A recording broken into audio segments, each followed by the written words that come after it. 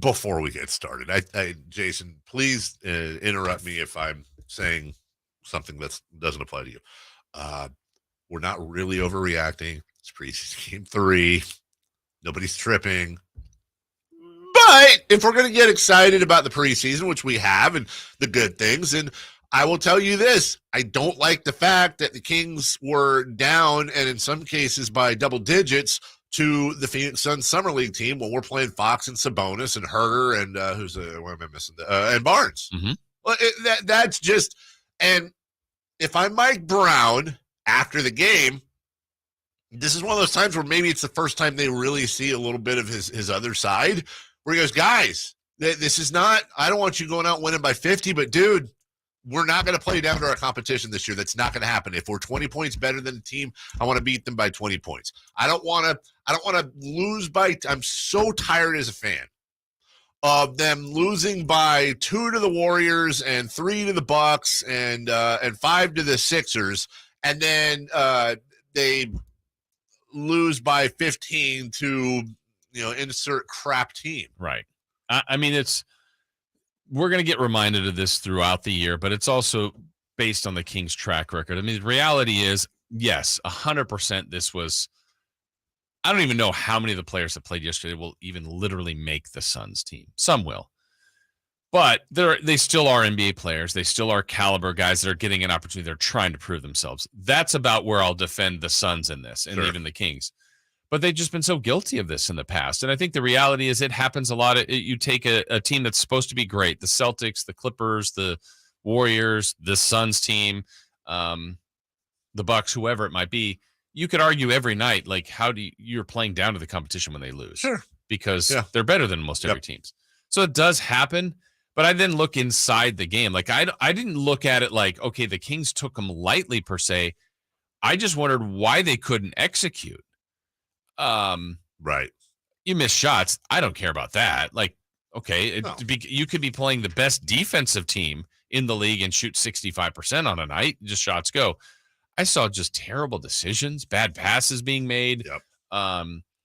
The defensive progress that I think we had seen for a couple of games, I thought that's where maybe they let off the gas. Yeah, I'm not guarding Booker tonight. Do I have an easier night? Well, you don't. You can't have that approach. They have 104 points. Yeah. It's a preseason high. Right. To the Summer League team. And to the Kings' credit, in the previous 2 preseason games where I thought they won the game was when the Lakers went to their bench. Kings' depth blew them away. Yeah. Blazers kind of went some of their bench players. Kings' depth blew them away. It didn't happen that way last night, and that was concerning again. On a one-night thing, not that big a deal. But these are things that always take us back to, oh, here are those Kings. Why can't they do this? So, if Mike Brown had a problem, Dave, with them winning by 32, he's like, oh, there's plenty to pick apart for this game. What's he going to pick apart from this one? Because they were not sharp. They were not great. No, they most certainly were not. I got a question for you. And again, we get this as preseason. Mm-hmm. If we're forced to make a list, if like the homework assignment after last night's game was, okay, you have to list, I don't know, five things you're worried about, no matter how overreactionary it may be going into the new year. Is it okay to include De'Aaron Fox's shooting? Sure. He's 13 of 34. Okay. In 3 games. Now, we had the one game where he was 4 of 8. But we're talking about a guy who came out of the box like he was in molasses last year. Yeah.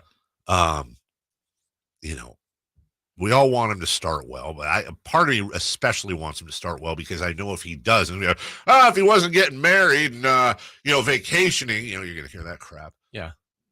But he had a horrible start last year. It took him over half the season to get with it. Yeah. He's 13 to 34 in the preseason. More than fair. I think if anybody has any concerns team-wise, internally, about anything related to Fox or Sabonis, generally I would say, well, those are your 2 best players. They'll be fine. But I don't think this team has a chance for them to figure it out. Like, they got to come out ready to go. They are going to be so important to what they do. I would say that's up there. The other one I would say, and again, it's 3 preseason games, but it kind of happened in all 3. They've been bad free throw shooting teams. Yes, they have. And, there's a lot of times this team is in games in the fourth quarter. Concentration, focus, repetition, all the kind of things that they know. And I know they work on. So it's not like, hey, practice. They do. They do. But you got to execute those better, much better in the regular season. Yeah, you do. That's been a preseason problem. I mean, Sabonis has kind of been normal Sabonis. Okay. Missed a ton at the rim yesterday, but the whole team did. I don't know what that is. And I don't know if it's something you necessarily worry about or not. I mean, the Blazers game, they shot 65% from the line. Yeah.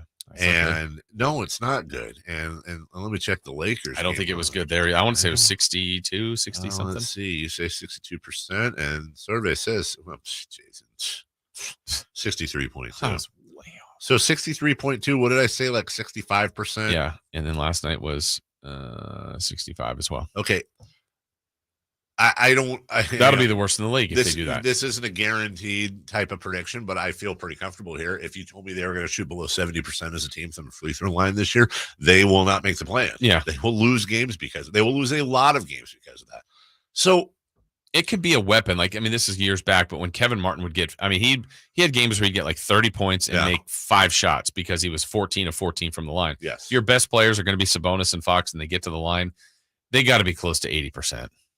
And yes. And they're not. No. And that's a problem. Yeah. That's a problem. The Kings are not good enough to be able to do that. And I'm gonna play you something here, but I want to go in a little bit of a different context. You'll know the audio I'm playing. It's not a night that I show up and I don't want to be a dog, especially if it's a Bron coming in, if it's a Giannis coming in, because them the games I live for. Easy. You ready for them? Easy. It's the nights I show up and we playing against the sorry. It's the Sacramento Kings. I can't play. Oh, the Kings? The Kings stink. You name them. OKC right now. OKC. Like, oh my God. Yeah, it's hard those the nights. Kings make it better this year, I hope. But it's like how am I supposed to get myself up with this engine? Okay. Now, but I'm coming at this from a different angle, I think. As upsetting as it was to hear Draymond Green say that, I think a lot of Kings fans are like, well, if we win that won't happen. But beyond that, Draymond Green, Jordan Poole stuff aside, if somebody's going to say that and get away with it a little bit, it's going to be a guy like Draymond. Why?